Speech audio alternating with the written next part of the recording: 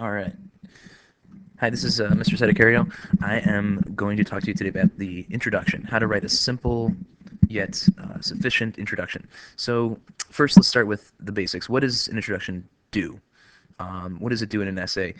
You may be thinking about a lot of answers that are actually right. One, you want to lead into the body of the essay. Two, you want to explain what the body will discuss.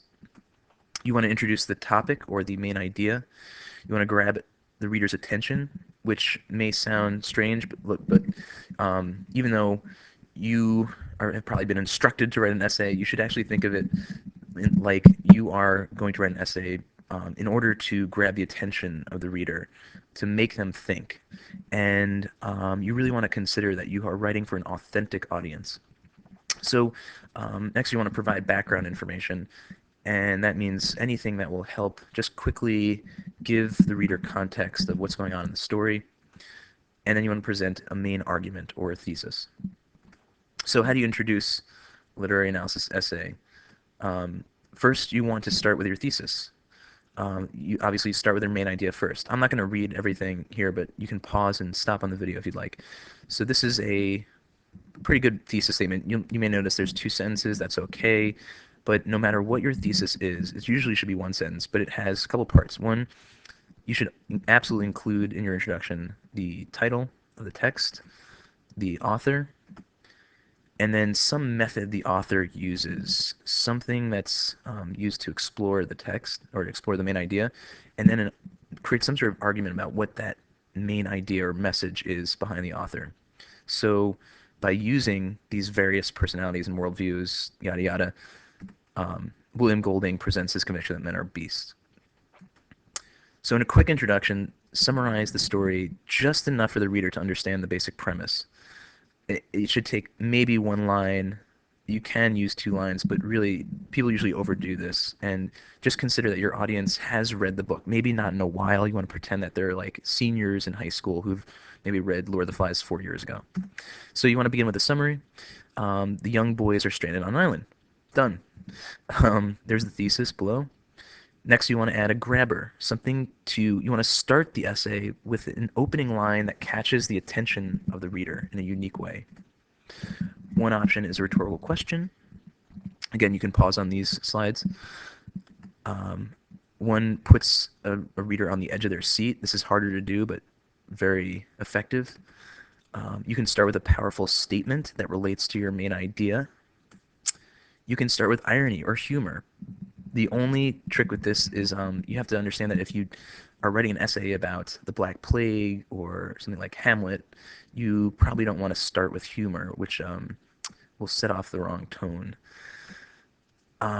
So when you're done with that, make sure the grabber actually works with the plot summary and connects with the thesis. So here's our grabber. In Lord of the Flies, William Golding examines the basic nature of man, the source of evil, yada yada. You can read the rest and pause on your own. So now we put it all together. You'll see we start with a grabber, grab the attention first, then give people the basic plot, and then lead into the actual argument, the main argument. As you notice, it's kind of redundant to say the title and the author twice, so we're going to get rid of that. Now we can just say Golding presents his conviction. And that's it. I'm going to give you another example, just so you can see what this looks like in a different form. Here's another essay on Lord of the Flies. This essay is titled People and Their Places, Golding's Use of Setting in Lord of the Flies.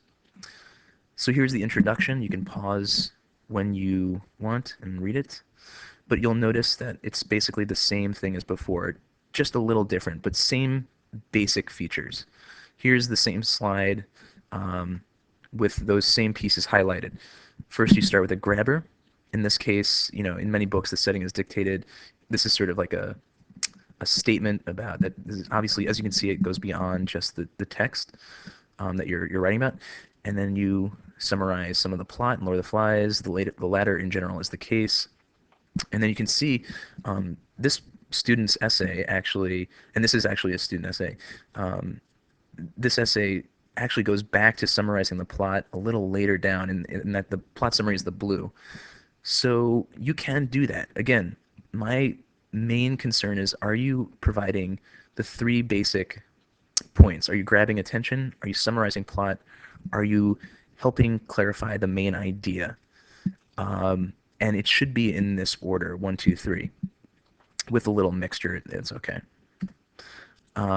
Here's the body paragraph of that same essay.